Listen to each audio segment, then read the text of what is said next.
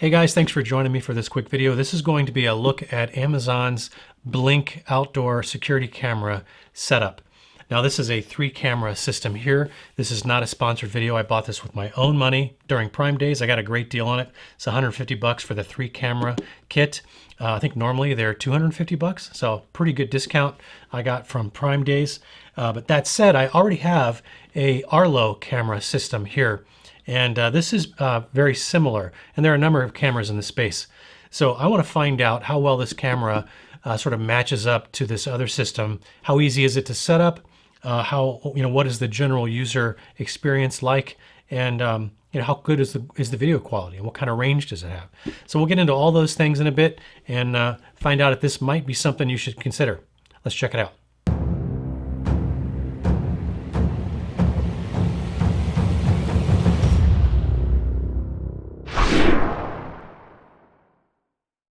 All right, let's go ahead and get this thing out of the box. This is not meant to be an unboxing video, but got to get it out of the box. So let's just do a quick look-see, find out what we get. And looks like we get a number of things. I got a little quick start guide here. Looks like we get all the batteries. Now this is interesting. The Arlo system runs on a fairly large sort of rechargeable battery system. This runs on AA batteries. So it's like 2 AA's per camera. And you could use rechargeable AA's.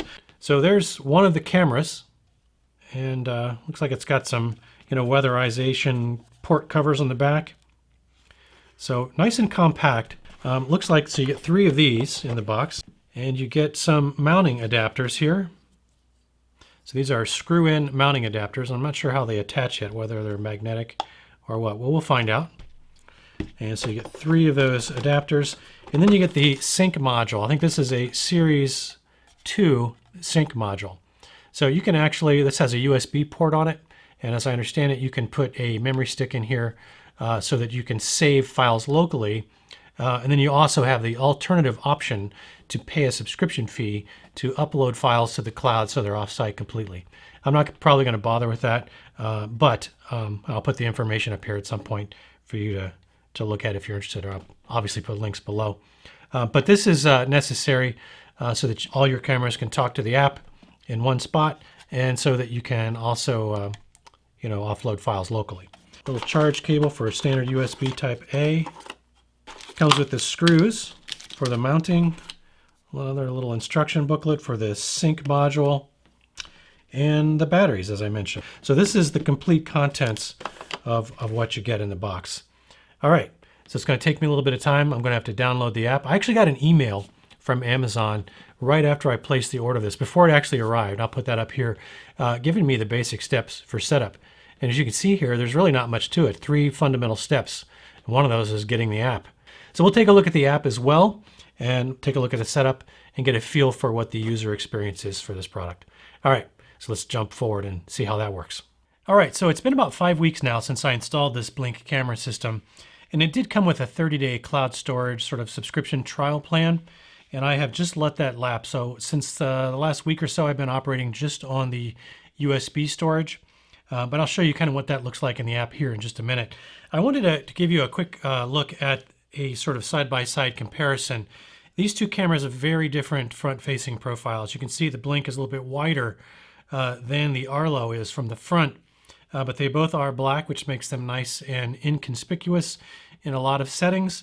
Now the Arlo is white on the side, which makes it less conspicuous when viewed from the side. But you can see they're very different in size. Now they both have interesting mounting technologies. The Arlo comes with a magnetic one, so the magnet is built into the back of the Arlo, and then it has this little rubber ball. It's a very strong magnet. This thing is not going to fall off by accident. And I do like that.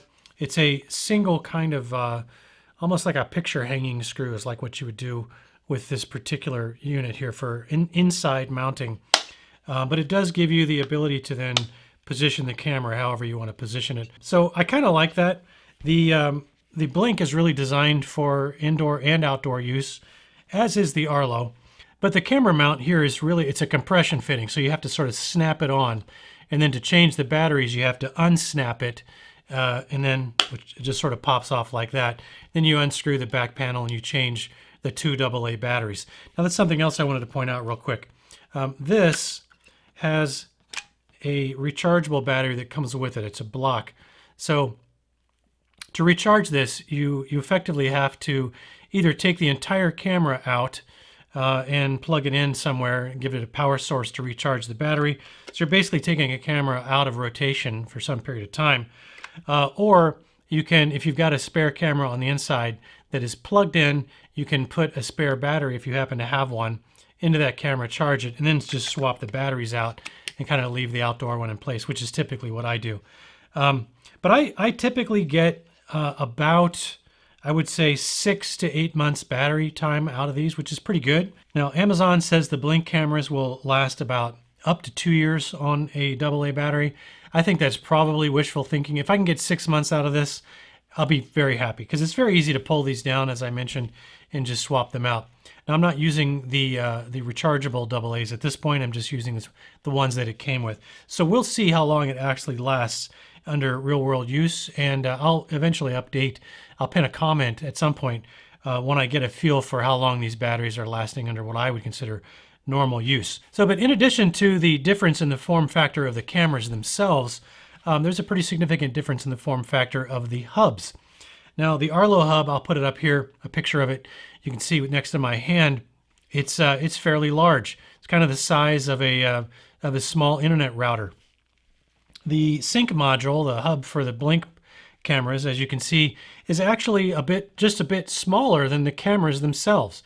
So it's very small. It's probably, I would say it's about 6 times smaller, maybe 8 times smaller than the hub required for the Arlo system. So that makes it very easy to tuck away somewhere, and I just sort of zip tied it to the bottom of a wire shelf so it's out of the way and not obvious to anybody who happens to be walking through the room. So anyway, so I find the form factor to be a little bit more advantageous for the Blink cameras. Now, just from a construction standpoint, I feel like the Arlo cameras are a little more ruggedized than the Blink cameras, but I wouldn't say that the Blink cameras are poorly made or feel cheap. They don't. I would say that the mounting base feels a little on the cheap side, but it is pretty secure. I had to use my own anchors in order to mount this to the brick mortar where I installed one of the ones that overlooks my driveway, but no big deal. But, you know, as it is, I think it's probably just fine. And it's compression fitting, as I mentioned, so it just takes a little bit of brute force. You can't really adjust the force on the pivot.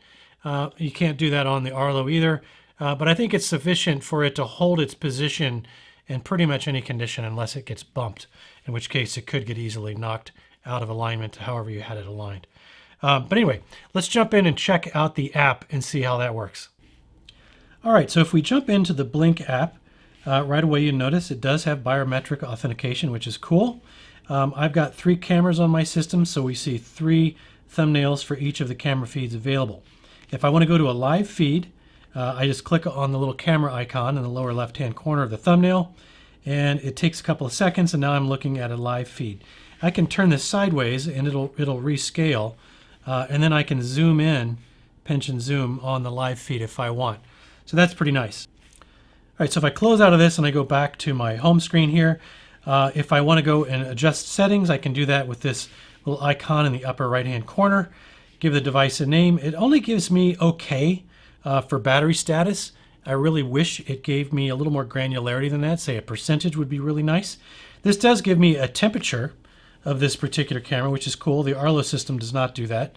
I can enable motion zones for motion detection, which is really cool. So here is this sort of 5x5 block grid in basic mode. If you want more granularity in activating or deactivating some of these blocks, you can go into advanced mode. And now each grid has another 3x4 little subgrid underneath it that you can use to very quickly either include or exclude specific areas of the video feed for motion detection. So I really like that. It gives me a lot more granularity, I think, than the Arlo system does. Here you can define the clip length. I've set it at 10 seconds. I think 5 seconds is the default. You can also set your trigger sensitivity on motion detection. and how frequently you want it to trigger. So you do want it to wait a certain amount of time. So in my garage, I have this set to a longer number, so I'm not getting a bunch of nuisance clips just because I happen to have opened my garage. But you can have a lot of configuration options there. Now, night vision, it does look pretty good at night on just the auto and the medium IR intensity. It does have two-way audio, so I can talk through the camera to somebody on the other side, or I can listen to the audio coming from the camera. So I have that disabled to improve battery life.